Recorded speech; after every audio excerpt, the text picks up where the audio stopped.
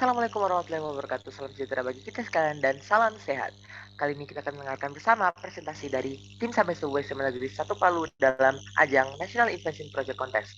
Untuk mempersingkat waktu, kepada tim sampai subuh waktu dan layar saya persilahkan.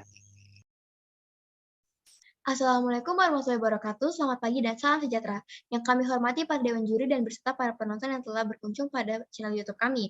Perkenalkan kami dari SMA Negeri 1 Palu, tim sampai subuh, saya sebagai ketua tim, Kartika Jian Aziza dan rekan saya Arunati Putri. Kami akan mempresentasikan hasil penelitian kami yang berjudul pemanfaatan arang dari pisang kepok untuk mengabsorpsi ion tembaga dan ion besi. Latar belakang pada penelitian ini adalah sesuai dengan perkembangan zaman, yaitu bertambahnya penduduk yang semakin meningkat dan jumlah industri yang semakin berkembang, maka akibat dari dua variabel tadi akan menimbulkan pertambahan jumlah polusi, di mana polusi ini rata-rata berisi zat besi dan tembaga, yang sangat berbahaya bagi manusia. Mengenai permasalahan ini, maka kami akan mengangkat penelitian yang berjudul pemanfaatan arang dari pisang kepok untuk mengabsorpsi ion tembaga dan ion besi. Berdasarkan latar belakang yang kami miliki, kami menarik rumusan masalah dan tujuan penelitian sebagai berikut. Rumusan masalah, bagaimanakah pengaruh pemanfaatan arang dari pisang kepok untuk mengabsorpsi ion tembaga dan ion besi? Tujuannya, untuk mengetahui pengaruh pemanfaatan arang dari pisang kepok untuk mengabsorpsi ion tembaga dan ion besi, berikut alat dan bahan yang kami gunakan. Prosedur kerja yang kami lakukan adalah sebagai berikut. Pembuatan arang hayati dari kulit pisang kepok. Kulit pisang kepok dibersihkan dari sisa-sisa kotoran, lalu sampel tersebut dikeringkan pada sinar matahari selama 5 hari. Selanjutnya, sampel kulit pisang kepok yang telah kering dimasukkan ke dalam kaleng atau alat pembuatan arang. Sampel tersebut dibakar dalam keadaan tertutup sampai menjadi arang dan didinginkan. Arang yang terbentuk dihaluskan dengan menggunakan lumpang dan alu dan diayak menggunakan ayakan 200 mesh.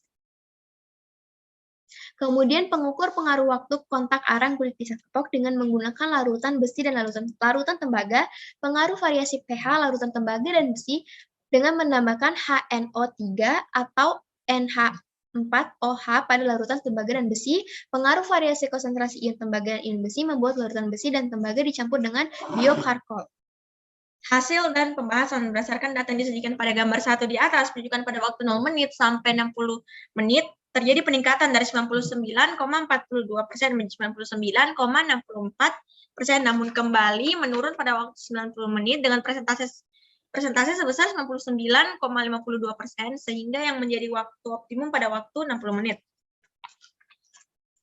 Berdasarkan data yang disajikan pada gambar 2 di atas, waktu absorben meningkat dari 30 menit sampai 45 menit dengan presentasi masing-masing sebesar 99,52%, meningkat menjadi 99,54%, dan menurun pada waktu 60 menit sampai 90 menit 98,84% menjadi 98,66%, sehingga ada waktu 40 menit yang menjadi waktu optimum dengan presentasi sebesar 99,54%.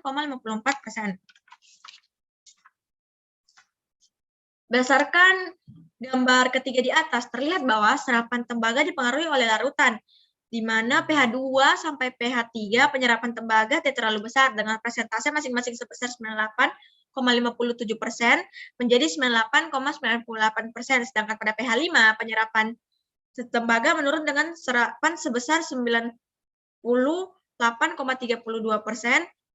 sehingga terjadi absorpsi ion tembaga oleh arang hayati kulit pisang kepok yang konstan pada pH 4, di mana presentase serapannya sebesar 99,62%.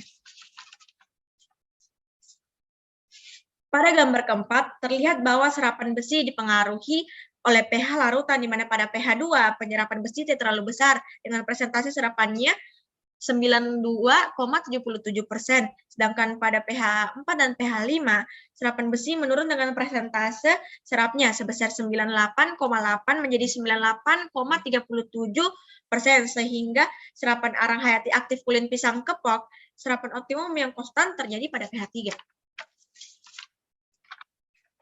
Selanjutnya, pada gambar kelima, absorpsi ion mengalami peningkatan pada konsentrasi 10 ppm sampai 20 ppm dengan serapan sebesar yaitu 73,33% meningkat menjadi 80,74% pada konsentrasi 30 ppm dan 40 ppm. Serapan tembaga menurun dengan presentasi serapan masing-masing sebesar 79,92% menjadi 75,72%.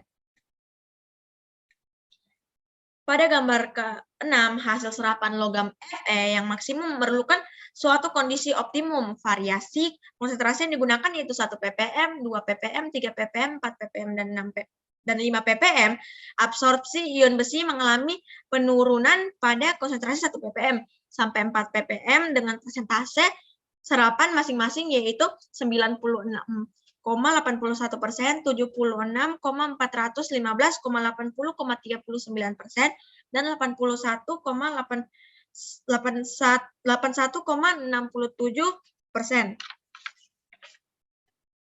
Adapun kesimpulan yang kami tarik dari hasil penelitian kami, waktu optimum yang diperlukan biokarkal kulit pisang kepok untuk menyerap ion tembaga adalah 60 menit dengan serapannya sebesar 99,64%, sedangkan untuk ion besi adalah 45 menit dengan serapannya sebesar 99,54%.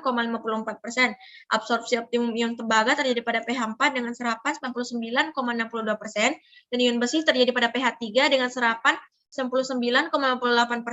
Absorpsi optimum ion tembaga terjadi pada konsentrasi 20 ppm dengan persentase serapannya 80,74% dan ion besi terjadi pada konsentrasi 1 ppm dengan persentase sebesar 96,81%.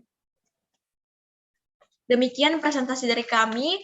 Ada salah kata atau ada kata-kata yang menyinggung, mohon dimaafkan. Kami tutup. Wabillahi taufiq wa hidayah. Wassalamualaikum warahmatullahi wabarakatuh.